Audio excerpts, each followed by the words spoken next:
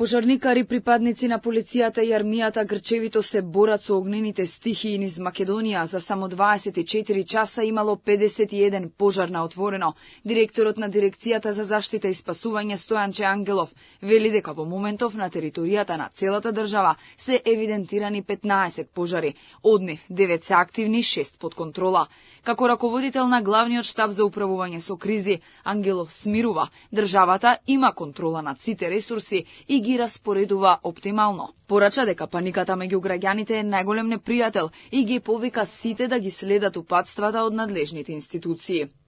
Како држава, како влада имаме апсолутна контрола над сите ресурси, и над националните, и над локалните ресурси.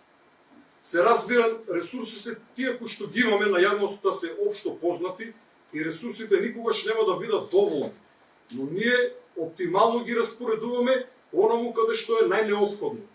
Дел од пожарите се предизвикани поради небрежност на граѓани, но за повеќето надлежните имаат индиции, па и докази дека се намерно подметнати.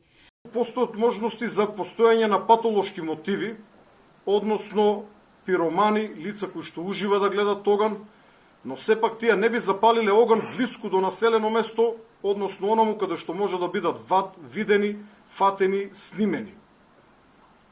Дел од подметнувањата на пожарите се случуваат на места каде што немаме квалитетна шума и нема некое логично објаснување зошто некој упорно пали пожари на вакви места.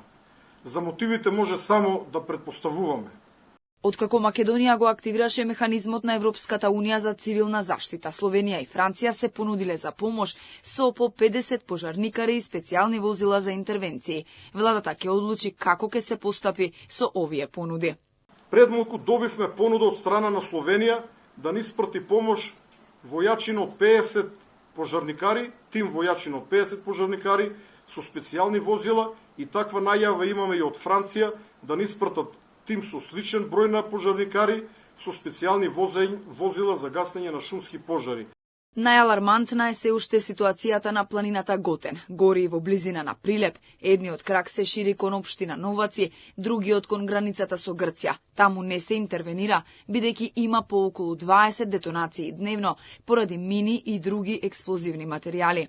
Пожари има и во околината на општина Кавадарци, Македонски Брод, Желино, Крива Паланка, Македонска Каменица, Кичева. Меѓу пожарите кои се ставени под контрола се пожарот во околината на Старо Нагоричане, Петровец, Катланово, Штип, Карбинци.